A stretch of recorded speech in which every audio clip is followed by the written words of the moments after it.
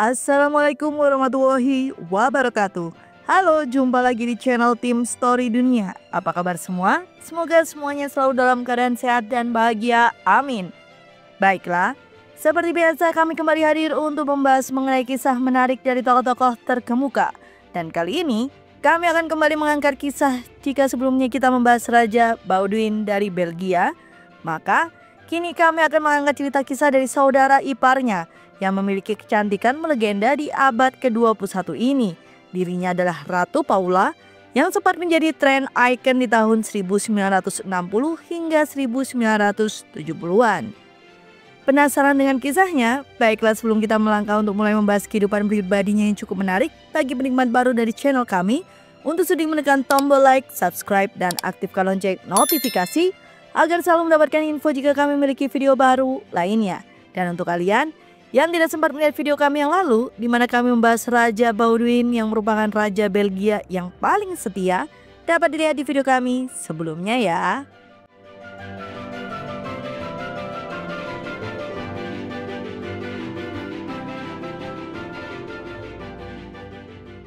Ketika Ratu Paula dari Belgia lahir ke dunia pada tanggal 11 September 1937, dia bukanlah seorang ratu maupun warga Belgia. Faktanya, ia dilahirkan dengan nama Putri Ruffo di Calabria di Forte dei Marmi, Italia. Lebih dari 700 mil dari rumah masa depannya di istana kerajaan Brussels. Meskipun begitu, Paula mungkin merupakan salah satu bayi yang paling istimewa pada masanya. Sebagai putri bangsawan Italia sendiri, Paula sudah lahir dengan kombinasi kekayaan dan ketenaran. Ayahnya adalah Pangeran Fulco Ruffo di Calabria, seorang pilot Perang Dunia I yang terkenal dengan 20 kemenangan. Sementara itu, ibunya adalah Kontes Luisa Gazzelli. Seperti banyak wanita muda kaya lainnya, Paula memiliki akses ke pendidikan kelas dunia. Ia dikirim ke sekolah di Roma, di mana ia mempelajari ilmu klasik dan menguasai bahasa Yunani dan Latin. Selain bahasa kuno ini, Paula belajar tentang sejarah seni dan sastra kontemporer. Namun, ada kemungkinan bahwa pendidikan yang fantastis ini pun tidak dapat mempersiapkan Paula untuk segala hal yang akan dihadapinya di tahun-tahun mendatang. Tanpa sepengetahuan sang putri dan orang-orang yang dicintainya saat itu, Paula kemudian secara tak terduga menjadi Ratu Belgia. Dalam posisi ini, dia akan menghasilkan ahli waris, mendirikan yayasan, dan menanggung salah satu skandal publik terbesar yang paling memalukan dalam sejarah tahta.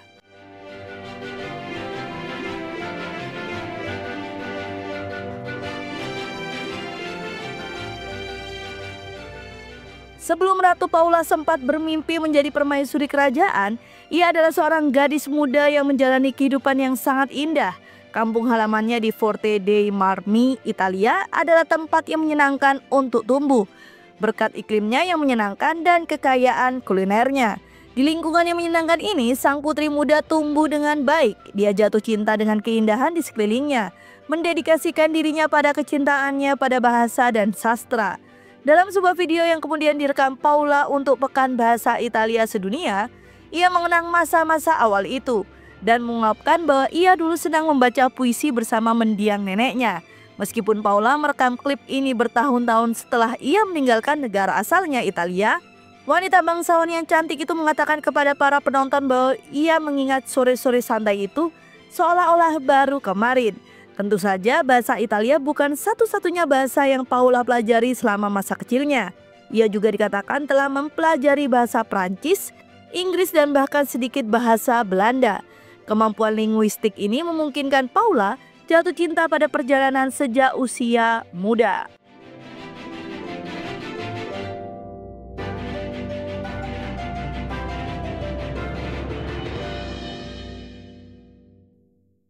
Saat Ratu Paula masih muda, ia memiliki semua ciri-ciri gadis sosialita yang sukses. Dia kaya, terpelajar, dan sangat modis. Tentu saja hal itu tidak menjadi masalah karena dia juga dianggap sangat cantik. Dengan demikian, mungkin tak terelakkan bahwa Paula menjadi bahan pembicaraan di kota. Berbicara kepada Vanity Fair tentang dinamika ini, pakar kerajaan Mario Danels menyampaikan dia adalah putri yang glamor dan cantik. Tentu saja, popularitas Paula di mata publik semakin meningkat ketika terungkap bahwa ia terlihat asmara dengan bangsawan lain. yakni Pangeran Albert dari Belgia saat itu. Keduanya mulai bertemu pada akhir tahun 1950-an setelah bertemu di Roma. Pertemuan pertama Paula dan Albert adalah ketika keduanya menghadiri penobatan Paus Yohanes 23 di Vatikan. Tak lama kemudian, semua mata tertuju pada pasangan muda yang menarik itu, terutama pada Paula. Berkat kecantikannya yang luar biasa dan selera gayanya yang ikonik, putri Italia ini terus-menerus menarik perhatian para wartawan untuk dijadikan berita utama mereka.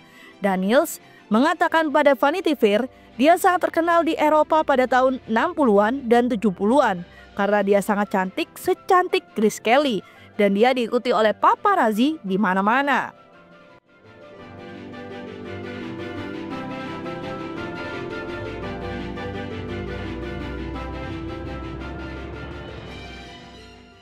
Selama beberapa waktu, Paula dan Pangeran Albert dari Belgia menjaga hubungan asmara mereka tetap hidup melalui korespondensi. Hubungan mereka mau tidak mau diuntungkan oleh kenyataan bahwa tidak seorang pun di antara mereka diharapkan untuk menjadi ratu atau raja di negara manapun. Sebagai putri keempat dan putra kedua, Paula dan Albert merupakan contoh sempurna dari bangsawan kerajaan, keluarga mereka. Dengan kata lain, mereka hanya ditakdirkan mengenakan mahkota jika kakak-kakak mereka meninggal secara tiba-tiba.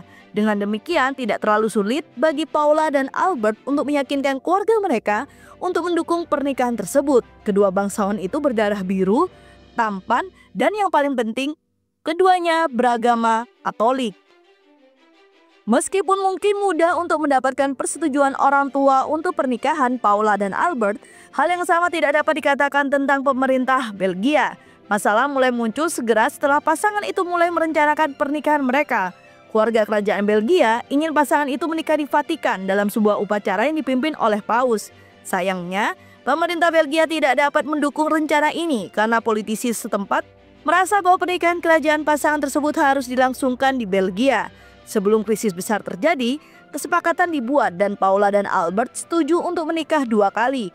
Pada bulan Juli 1959, pasangan itu menikah secara sipil, diikuti dengan upacara Katolik yang diadakan di Brussels.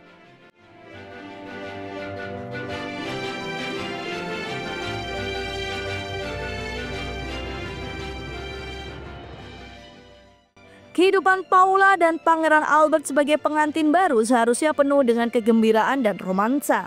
Namun, hubungan mereka dibayangi oleh situasi politik Belgia yang saat itu tidak stabil.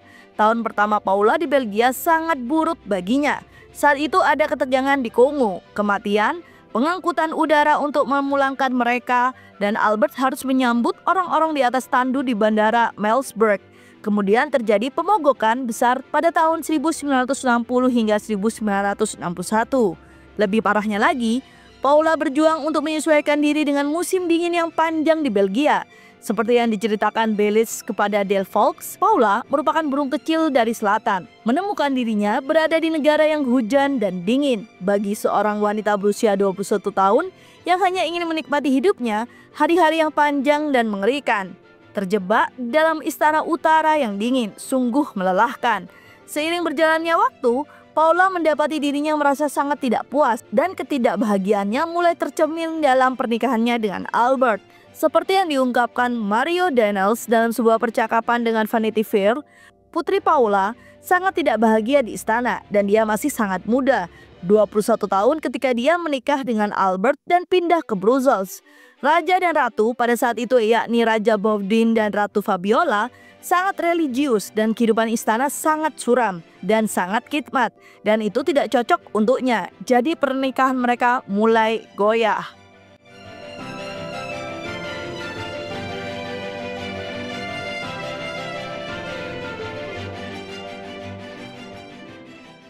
Bahkan, saat Putri Paula dan Pangeran Albert berjuang untuk akur, pasangan itu memahami bahwa mereka memiliki tugas yang harus dipenuhi. Hanya dalam waktu setahun setelah menikah, Paula melahirkan seorang putra, yakni calon Raja Philip. Pada tahun 1962, pasangan kerajaan itu memperluas keluarga mereka sekali lagi dengan seorang putri, yakni Putri Astrid. Mereka juga menyambut putra kedua mereka, yaitu Pangeran Laurent pada tahun 1963. Meski kehidupan keluarga pasangan itu berkembang pesat, Albert dan Paula gagal terhubung pada tingkat yang lebih romantis.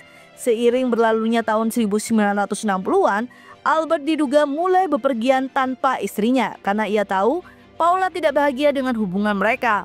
Tak lama kemudian, sang pangeran kala itu mendapati dirinya semakin berpaling pada seorang wanita bernama Baroness Sybil de Sales Longchamp yang juga dikatakan tidak puas dengan pernikahannya sendiri. Menurut obrolan Mario Daniels dengan Vanity Fair, Albert dan Sybil menemukan kenyamanan satu sama lain. Mereka pada dasarnya terikat oleh pernikahan mereka yang gagal. Tentu saja satu hal mengarah ke hal lain. Dan tak lama kemudian, Albert dan Sybil terjerat dalam perselingkuhan besar-besaran. Hubungan mereka diyakini telah berlangsung setidaknya 15 tahun. Dalam film dokumenter Nicholas De Volks, yakni Paula Gardenside, Paula sendiri kemudian mengakui, "Saya sama sekali tidak bahagia dan merasa kacau. Saya tidak tahu harus kemana."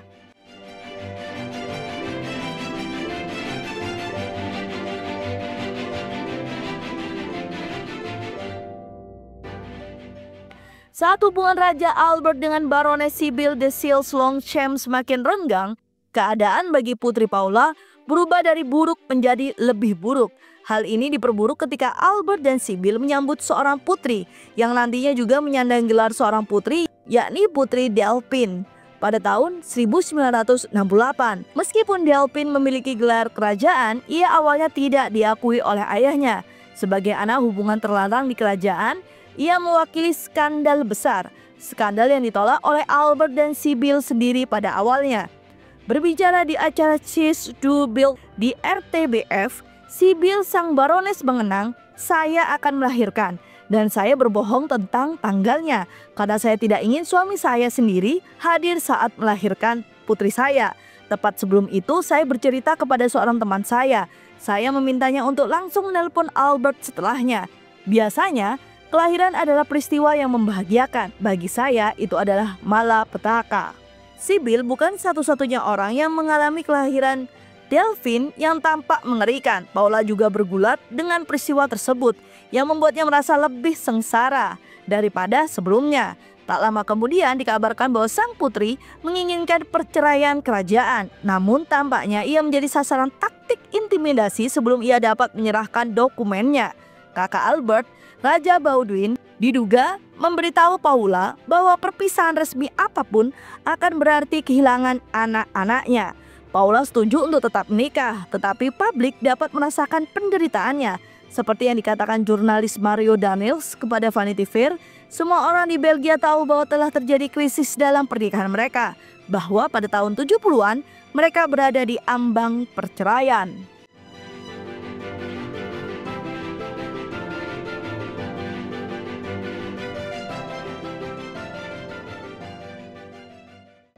Putri Paula mungkin tidak diizinkan menceraikan seorang calon raja seperti Albert.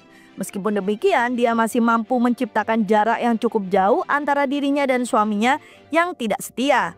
Pada tahun-tahun berikutnya, Paula dikabarkan telah tinggal di sayap istana yang berbeda yang memungkinkannya mengalami semacam perpisahan di masa modern. Namun di luar jarak fisik yang dibangun, Paula antara dirinya dan suaminya, sang putri juga membangun penghalang emosional. Menyinggung masalah ini dalam wawancaranya dengan Nicholas De Volks, Paula mengenang, "Saya tidak bahagia selama 10 tahun. Saya menjauhkan diri dari segalanya selama 10 tahun. Dari tahun 1970 hingga kurang lebih tahun 1980. Saya sering sendiri selama 10 tahun ini. Saya sangat tidak bahagia dan sangat sedih." Sayangnya, saat Paula bergulat dengan emosi negatifnya, citra publiknya terpukul. Sementara sebagian besar orang Belgia tahu bahwa Paula dan Albert memiliki masalah rumah tangga, mereka tidak tahu tentang putri rahasia sang pangeran saat itu. Jadi, dari sudut pandang orang luar, sang putri yang muram itu tampak seperti sedang menebarkan bayangan suram pada pernikahannya sendiri. Dia sangat pemalu, tidak mudah bergaul dan karenanya menjadi tidak populer, kata Mario Daniels kepada Vanity Fair.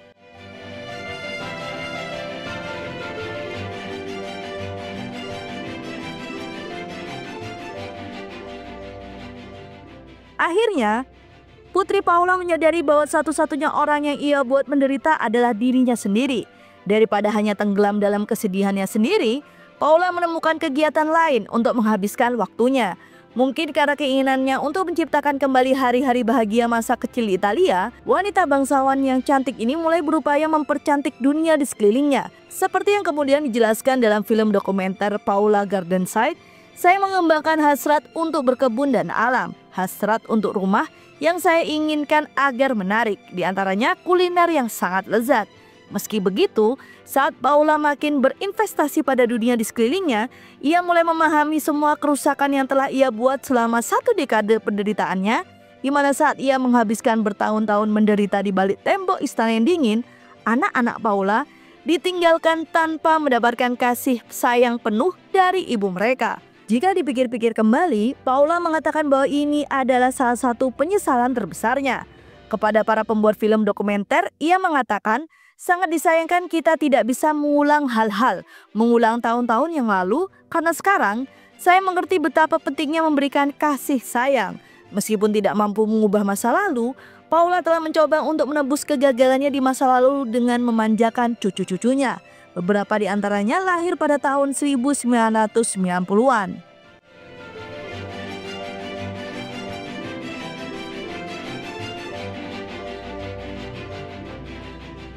Pada tahun 1993, tragedi terjadi dan kakak laki-laki Pangeran Albert, Raja Baudin, meninggal karena tidak memiliki pewaris. Baudin digantikan oleh Albert, menjadikan Paula sebagai ratu.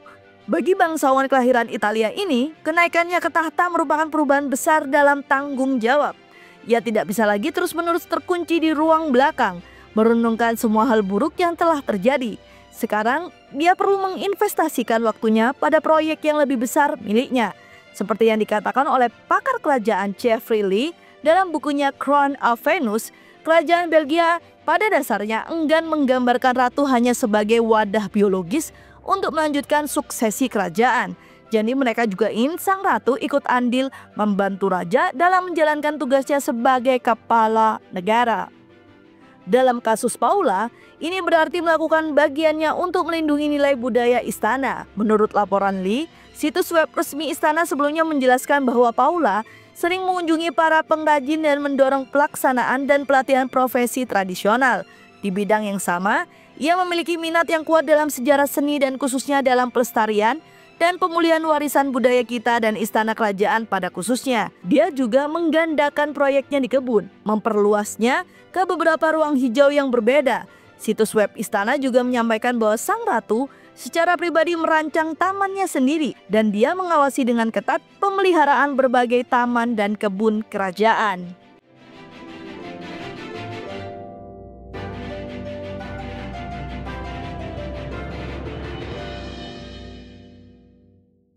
Saat Ratu Paula memasuki fase baru dalam hidupnya, ia mendapati dirinya melakukan perubahan pada suaminya. Memang, saat keduanya mulai bekerja sama lebih erat, pasangan kerajaan itu merasakan percikan asmara mereka kembali menyala. Pada suatu kesempatan, Raja Albert mendekati Paula dengan menyatakan cinta, seperti yang dibagikan sang ratu dalam Paula Gardenside, dan kemudian dia berkata kepadaku, "Aku selalu mencintaimu." Dan sementara dia bisa saja menepis sentimen itu, Paula mendapati dirinya menerimanya. Setelah interaksi itu, Paula dan Albert mulai membangun kembali pernikahan mereka. Dan dari apa yang dapat kita lihat, usaha mereka sebagian besar berhasil. Seperti yang disampaikan oleh salah satu sumber yang tidak disebutkan namanya kepada pembuat film dokumenter, dari tahun 1993 hingga 2013, dia mendampingi suaminya dengan luar biasa. Dan secara pribadi, dia berhasil dalam kehidupan kedua ini berkat penerimaan terhadap masa lalu, pengertian dan cinta timbal balik. Secara keseluruhan, ini membawa pada babak baru bukan hanya bagi Belgia, tetapi juga bagi Paula. Ia bangga telah mampu menempuh jalan ini sebagai pasangan, tetapi juga telah menemukan kepuasan pernikahan yang baru. Ia menemukan keharmonisan di akhir perjalanan hidup yang sesungguhnya. Ini berbicara kepada semua orang, kita dapat mengalami kesulitan dan menemukan kebahagiaan lagi.